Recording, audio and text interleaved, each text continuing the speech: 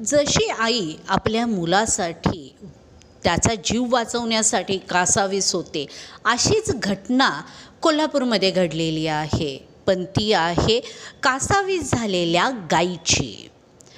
कोल्हापूरमध्ये गाडीखाली सापडलेल्या वासराला वाचवणाऱ्या कासावीस गायीचा थरारक रविवारी भर दुपारी कोल्हापूरमध्ये दिसून आला.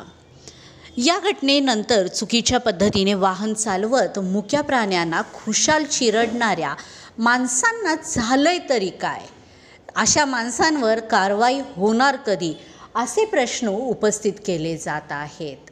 राजारामपुरीतच एका चालकाने अंगावर गाडी घालून रस्त्यावर बसलेल्या वासराला ठार मारलेल्या प्रकाराला 3 दिवसच झालेले असताना हा प्रकार रविवारी उघडकीस आला. राजारामपुरी येथील 6व्या गल्लीतील महापालिकेच्या उद्यानाजवळ रविवारी भर दुपारी एका बड्या बापाच्या पोराने रस्त्यावर बसलेल्या एका गायीच्या वासराला कारखाली चिरडले.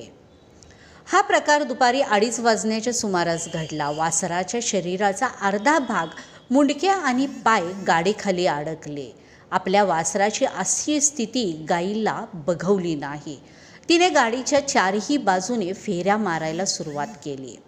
हा प्रकार राजारामपुरी येथील कर्मा असोसिएशन ॲनिमल रेस्क्यू टीमचे सदस्य प्रशांत साठे यांना समजला. नेमके ते राजारामपुरी पोलिसांसमवेत गुरुवारी एका वासराला गाडीखाली चिरडून ठार मारल्या प्रकरणात गायीचा पंचनामा करण्यासाठी घटनास्थळी जवळच होते. ते तत्काळ घटनास्थळी धावून गेले तेव्हा गाडीखाली वासरू अडकलेले होते.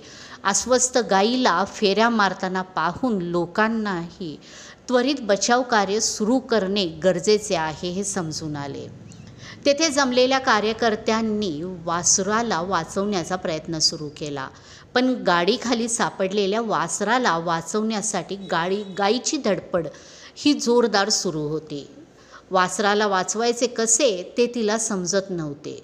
त्यातूनच मदत करणाऱ्या लोकांच्या अंगावर गायी ही धावून जात होती.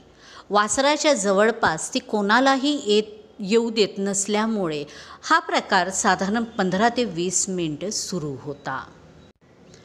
अखेर गायीचे लक्ष दुसरीकडे वळवून ॲनिमल रेस्क्यू टीमचे सदस्य प्रशांत साठे, शुभम दीक्षित आणि गायत्री गोरक्ष संस्थेचे शिवा गडकरी, अमय ढवळे, आशिष खरबडे, सुजित हिरेमठ यांनी रस्त्यावर जमलेल्या नागरिकांच्या मदतीने प्रसंगावधान दाखवत गाडी वर उचलत वासराला सुखरूपपणे बाहेर काढले.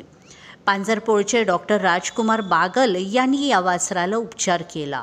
मुका मार लागल्याने त्यांनी वासराला पेन क्लिअर आणि धनुर्वाताचे इंजेक्शन देऊन तिला जीव वाचवला. तिला आईसोबत पाठवून दिले.